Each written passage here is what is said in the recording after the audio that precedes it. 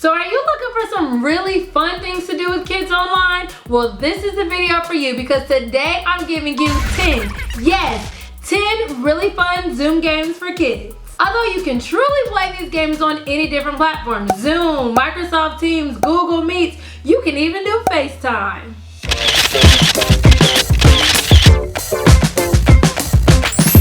Hey fun people, welcome back to Everything Ajin. If you're new here, hi, my name is Ajin. And here on Everything Ajin, I empower you with the knowledge and tools that you need in order to go out there in your community, shape the future, and do so the fun way. Now, if you're ready to make some memories by shaping the future the fun way, then make sure that you like, subscribe, and click the bell. So today I'm going to give you 10 really fun Zoom games for kids of all ages. Okay, so the first game we're gonna play is a good old push-up challenge. So I hope you have your arm muscles ready. Oh yeah. Oh. Yeah, I'm flexing. I can't even do a push-up. Well, I could do one push-up. I wonder how many push-ups I can do.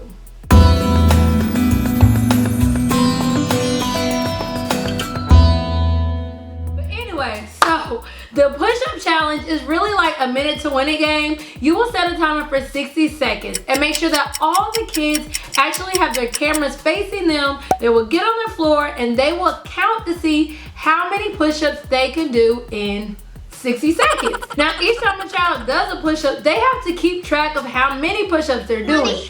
This requires kids to count. I told y'all we like to do educational stuff the fun way. So not only are they working with math with counting, but they're also working out their gross motor skills by working out their arm muscles. Oh yeah, let's get it people. How many push-ups can you do? Yeah, I'm really interested. Like, for real, because I just want to know if I'm like weak or if I'm normal. Let me know down below in the comments, how many push-ups can you do in 60 seconds? Let's go. Right now. Get on the floor. Right now, I want to see you. How many? And start. And if you want a winner to this game, of course, whoever does the most push-ups in a minute wins. The second game we're gonna play is called the Emoji Challenge. With the Emoji Challenge, what you're gonna do is share your screen and then you're gonna display the emojis. Everybody on the call must act out the emoji. If you wanna choose a winner, then you will have everybody freeze in their emoji reaction and then you're going to look at everybody's screen and then you're going to determine a winner. And then that person gets a point. And then you're gonna go to the next emoji picture and do it all over again.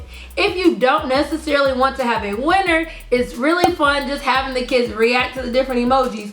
Oh. And of course, if you were given a point for each winner of each round of the Emoji Challenge reaction game, then whoever had the most points at the end of the game would win. All right, so let's get to our next game. Game number 3 is called the mystery item. And before anybody goes and gets an item, what you're gonna do is allow one person to be it. So you're gonna say, hey you're it. And then everybody will go around the house and find an item that they think the it person just picked. So if they picked a pillow, you're gonna try to predict that they picked a pillow, and then you're gonna wanna go find a pillow of the same color that you think that they chose. So you're almost like a mind reader. What object did you choose? Y'all, whatever. I watch a lot of television. Anyway, they're gonna try to figure out what item that it person is going to choose, and then everybody's gonna get an item and come back to the computer screen. Now, nobody shows their item. That is the trick to the game. And then you guys are gonna kind of take turns and you're gonna ask yes or no questions to the it person. Is it something you can hold in your hand? Yes. Is it flat? No. Now here's the catch. You're not gonna wanna get yourself out. So if your item was black, I would ask, is your item purple? And hopefully they say no so that I can stay in the game, right? Is it round? No. Man, I got myself out. So the object of the game is to be the last person beside the it person with your item not revealed. So you want your item to kind of blend in with the it person's item. So as each person asks a yes or no question, if the it person said no, that their item was not purple and your item was purple, then you would say, oh, you guys, I'm out, and then you would reveal your item. And of course, the last person that hasn't revealed their item wins. And then after that person wins, the it person will then show what the mystery item really was. Now the next game is really an oldie but goodie, but next we are playing I Spy. And with I Spy, one person is going to pick one colorful item on anybody's screen without telling everybody whose screen they just chose. So they will say, I spy something white. These letters. Yay! Alright, I spy with my little eyes something purple. Yep. Go. I spy with my little eyes something green. Nope. Nope. That thing above your letters. This one? That green thing, yeah. Yep, that was it. and it's a really fun game to play with a bunch of people because everybody's just kind of looking at each other, and then you're like, oh, it's my shirt! Ah! Insert laughter here. And of course, everybody's gonna go around taking turns trying to find out what the I Spy person spied. I spy you, Pikachu! Alright, so our next game is called Head, Shoulder, Knees, and Toes. Knees and toes. Yes, head, shoulder, knees, and toes. And yes, you guys, I made up this game to go with the song. So if you want to get up and start singing, get up and start singing. There is nothing stopping you. So with head, shoulder, knees, and toes, what you're going to try to do is have everybody touch the same body part at the same time. And this really helps with like problem solving because you kind of have to like think like other people and try to figure out what people are going to do. Everybody's going to adjust their cameras and stand up so that everybody can see your entire body. Then everybody will face away from the camera, and then you as the host will say 1, 2, 3, turn. And when you say turn, everybody must be touching a body part, either their head, shoulder, knees, or toes. And then you're gonna kind of look on the screen and see what everybody else touched. Remember, the object of the game is to get everybody on the call to touch the same body part.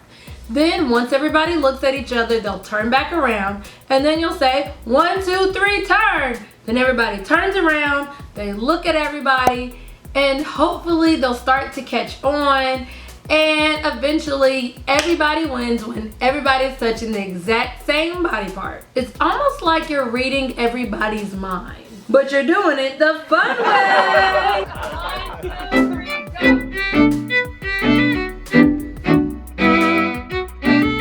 1, 2, 3, go. Now, since everybody's standing up from head, shoulder, knees, and toes, let's just jump to this next game. And our next game is red light, green light. And yes, you can play this on Zoom. Believe me, I've done it with kids and adults, and both times it was really fun. So once again, you're gonna have everybody adjust their cameras where everybody can see their entire body. And then once everybody sees their entire body, they're going to go back as far as possible, make sure that nobody's cheating, in order to play red light, green light. Then you're going to designate one person to be the stoplight, and that's the person that is going to change the light from red to green. When they say green light, everybody walks to the camera. When they say red light, you must freeze. Keep freezing. I haven't said green light yet. Green light, all right, now I can continue to talk. You get the point? Ha! Okay, so the object of the game is to be the first person to type anything at all into the chat box. So wouldn't it be cheating if you already had the chat box up before you even began to play? That's just being smart. So I suggest you tell everybody, go ahead and bring up the chat box and then get to the other side of the room. So that way when everybody gets close to the camera, they just have to type and click enter. Green light, red light, green light, red light, green light, red light, green light, red light. I win! I win! And if the person says red light and you're typing, don't cheat.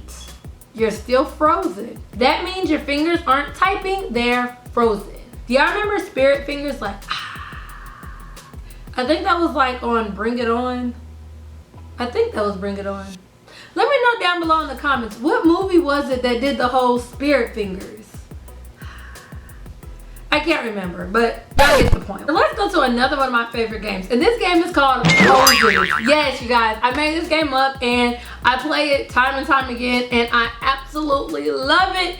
And it's also a really fun Zoom game for kids. So with poses, everybody's going to start off by giving everybody a designated pose.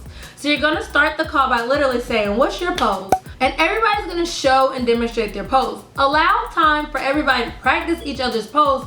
That way everybody remembers everybody's pose. Then you'll set a timer for like 1 to 2 minutes and you will start off by secretly messaging one person on the call. So of course, instead of sending a message to everybody, you are going to only send it to one individual person. And you can simply type in it and then that person becomes it. Now, the really cool thing is that person can then send it to another person secretly, or they can decide to stop the chain and then that person would be the pose master. And literally you never know where the chain stopped, because just because you send it to me doesn't necessarily mean that I actually sent it to somebody else. I could have stopped it at me, but you wouldn't even know, because that's the secret of the game. Then when your timer goes off for your 1 to 2 minutes, whoever is the last person to receive it, they are automatically the pose master. So the game is done in different rounds. So you'll say 1, 2, 3 pose, and you as the host will keep the game moving. So as you say 1, 2, 3 pose, everybody on the call will do the pose of who they think the pose master is. And of course, I always have a catch. So if you are the pose master and somebody does your pose, so if you were actually a pose master and your pose was this, once somebody does your pose, that next round you have to do your own pose.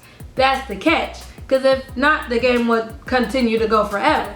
So once somebody does your pose, then that next 1, 2, 3 pose, you have to do your own pose.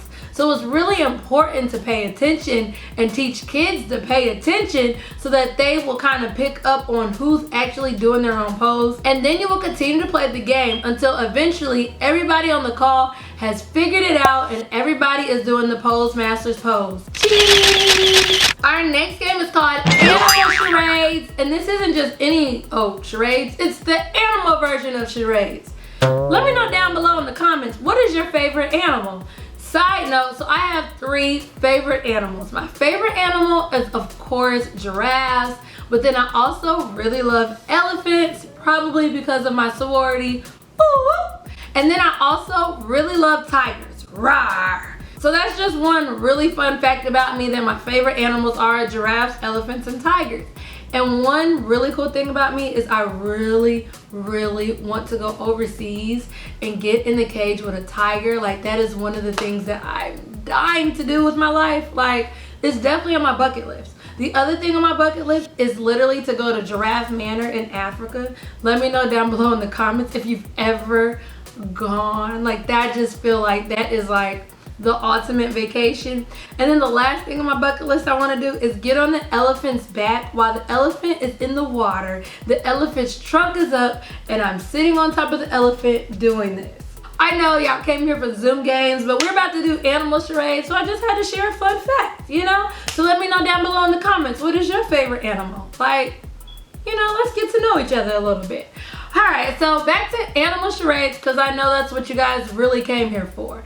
During animal charades, what everybody will do is you will choose one person to go up, just like as if you're playing charades at your house. And that person will have 60 seconds to mock as many animals as possible.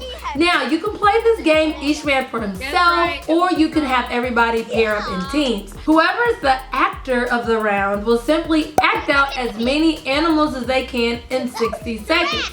Each time somebody guesses the correct animal, they'll say, you guessed it, and then that person or that team gets a point. And then when the timer goes off, you go to the next person on the next team, and then they get to act out animals. And of course, you don't want to repeat the animals, so be creative, like really creative. Very creative. I find it best if you allow kids to just kind of use their imagination. They'll actually think of animals that you would have never thought of. So I suggest not limiting them on animal charades, because it's animal charades. You already know the category is animals, so what more do you need? Our next game literally comes from one of my favorite old time game shows. Like, do y'all remember the Game Show Network? I used to sit there and watch the Game Show Network all the time. I wonder what happened with the Game Show Network. Does anybody still watch good old family games? Anyways, I don't know if you guys remember, but there was a show called Card Shark. So this next game is called Card Shark. And I pretty much took this game from that TV show. But basically what you're gonna do is you are going to get a deck of cards. Only you, nobody else needs cards. And then everybody will kind of be divided up into teams, or you can do each man for himself. Doesn't really matter. And what you're gonna do is you're gonna go ahead and put 5 cards facing down and show the camera on all 5 cards. Now, whoever's team or whoever's turn it is will kind of have to figure out if the next card is gonna be higher or lower than the card that you will previously turn over. So what you'll do is turn over the first card, and then that person or team simply has to say if the next card is gonna be higher or lower. Then you turn off the next card and see if they're right. If they're right, you'll keep going. If they're not right, then you'll count up how many cards they actually did get to turn over, and then that is their score. 3. Is the next card higher or lower than a 3? Higher. All right, you were right. So it's a jack. Is it higher or lower than a jack? I think it's higher. You think higher than a jack? Yeah. No, it was lower. Then the next team goes, and then you'll see if that team has a better shot of collecting all 5 cards. Of course, at the end of however many rounds you want to play, whoever turned over the most total amount of cards would win. Yay!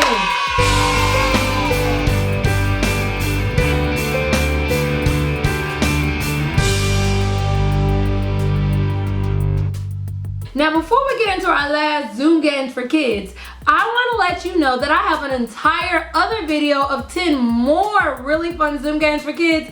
This is the video right here. I'm linking it right here above and also down below in the description. If you haven't already checked out that video, then make sure you check that out right after I give you this last game, of course, because you will get 10 more really fun Zoom games for kids. And if you're in the middle of remote or distance learning, I have an entire playlist dedicated for you. In that playlist, I have a collection of really fun educational games that children can play on Zoom. So make sure you check that playlist out as well.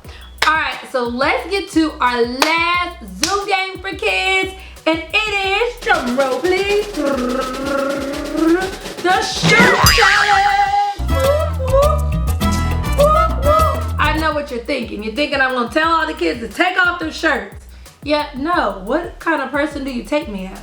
So with the shirt challenge, everybody will try to figure out how many items they can actually stuff into their shirts within 60 seconds. Now, because we don't want to be inappropriate, I suggest telling everybody on the call to go put another shirt on. That way we don't even have any mistake. When I played, I had a little girl and she actually had a dress on, so then she had to put another shirt on over top of her dress, and I told her, do not use your dress. Only use your shirt that you just put on top of it. So of course, before you even play the game, you can simply say, everybody go get another shirt and put it on top of your clothes, and we're gonna play a game. Once everybody has their shirt, you are going to set the timer for 60 seconds. Now, everybody must have their shirt flipped up, and the object of the game is of course to see how many items they can put in their shirt within 60 seconds. This also makes kids think, because remember, the winner is whoever had the most items in their shirt. So they don't want to get something big like a pillow, because that only counts as one item. Of course, you don't want to tell kids how to think, because that would just be taking the thinking away from them. And then of course, when the timer goes off, you can go ahead and have everybody run back to the computer, and then one at a time, each child must show you exactly what they had in their shirt and count up how many total items they had in their shirt. And of course, whoever had the most items wins. This actually helps with counting. And if you're not a member of this amazing community, make sure that you go ahead and like, subscribe, and click the bell. Now, like I told you earlier, I have